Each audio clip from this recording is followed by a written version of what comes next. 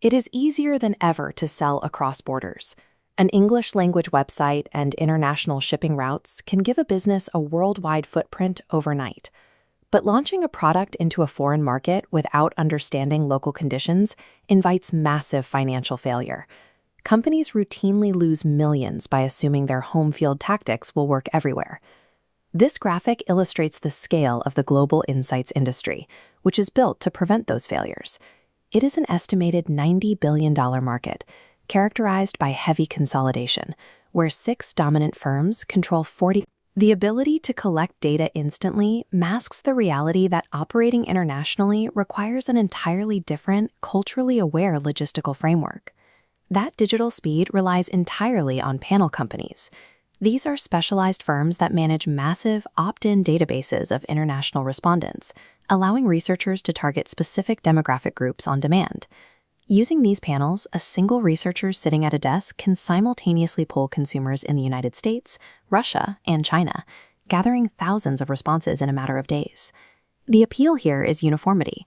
Corporate researchers assume that if they use the exact same survey routing, the same scripts, and the same digital format across all regions, they will get perfectly comparable global data. That assumption is the insights industry's greatest vulnerability. Standardizing digital survey architecture does not standardize human behavior. Coordinating a multi-country study is a grueling logistical exercise. It can take months just to accurately translate a single survey questionnaire into 14 or more different languages. This graphic shows the semantic trap of translation. An English phrase like "somewhat better" splinters into entirely different degrees of meaning and satisfaction when adapted into other languages. Even within the exact same language, cultural intensity varies wildly. American respondents will readily say they love a brand. British respondents often find that word far too extreme and will choose a lower intensity option, even if their actual satisfaction level is identical. This bar chart demonstrates that the distortion affects hard numbers too. When asked to rate a service on a scale from 1 to 10, Southern European respondents naturally inflate their scores by 10 to 15% compared to Northern Europeans feeling the exact same way. Language mechanics and baseline emotional expressions alter the raw data before it ever reaches the analyst. Direct one-to-one comparisons across global markets are impossible without deep local context. Beyond language, researchers must account for agreeability bias. Populations in developing nations exhibit a much higher level of optimism and eagerness to agree with statements than populations in developed, highly researched nations. Take Japan as a baseline for a highly developed, saturated consumer market. Respondents here tend to be cynical or neutral in their survey responses.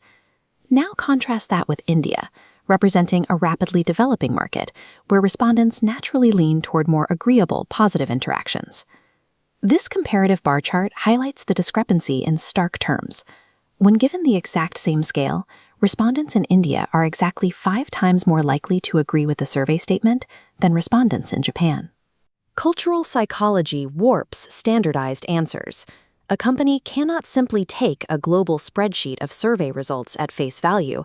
Every data point must be interpreted through a localized cultural lens. Primary international research, deploying fresh surveys to individuals, is logistically exhausting, highly expensive, and easily skewed by these cultural biases. The mandatory first step for entering a new foreign market should never be writing a survey. It should be extensive desk research, the systematic review of existing published information. Companies must rely on objective secondary data to map the competitive landscape, understand distribution routes, and calculate the overall market size before they ever speak to a single consumer. This data is already collected by massive global institutions. The United Nations Comtrade database tracks import and export statistics for over 170 countries, providing a granular view of commodity flow.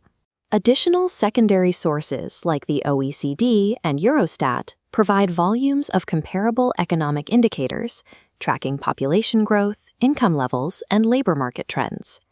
Building a baseline market model using objective desk research first saves millions in misdirected primary research. It allows a business to filter out the confusing noise of global cultural biases and extract clear, actionable intelligence.